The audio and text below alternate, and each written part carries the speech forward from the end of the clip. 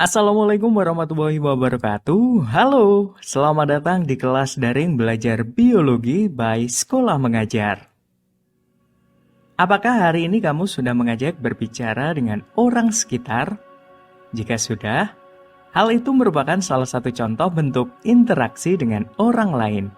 Dan ternyata nggak cuma manusia aja loh yang bisa berinteraksi. Soalnya di dalam sebuah ekosistem juga terdapat interaksi. Seperti yang kita ketahui, ekosistem terdiri dari komponen biotik dan abiotik, di mana setiap komponen tidak berdiri sendiri-sendiri, tetapi saling berinteraksi satu sama lain. Oleh karena itu, hari ini kita akan bahas pola-pola hubungan yang terdapat di dalam ekosistem. Pertama, interaksi antar individu yang membentuk populasi. Individu di dalam populasi merupakan spesies yang sama dan bisa kawin silang sehingga menghasilkan keturunan yang fertil atau mampu bereproduksi. Oleh karena itu, anggota populasi dapat meningkat maupun menurun. Jika anggota populasi meningkat, maka akan terjadi persaingan atau kompetisi antar individu untuk memenuhi kebutuhan oksigen, air, makanan, ruang, dan cahaya. Kompetisi dapat terjadi antara organisme yang beda spesiesnya atau disebut interspesies. Bisa juga terjadi pada dua individu atau lebih yang masih dalam satu spesies yang sama. Berikutnya, interaksi antara populasi yang satu dengan yang lainnya dalam suatu areal pada waktu tertentu yang membentuk sebuah komunitas.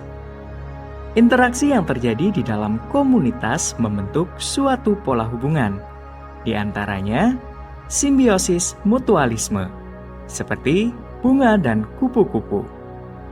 Simbiosis parasitisme, misalnya antara kutu dan anjing.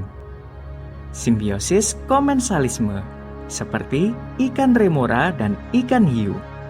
Bisa juga interaksi yang terbentuk adalah predatorisme, seperti kucing dan tikus.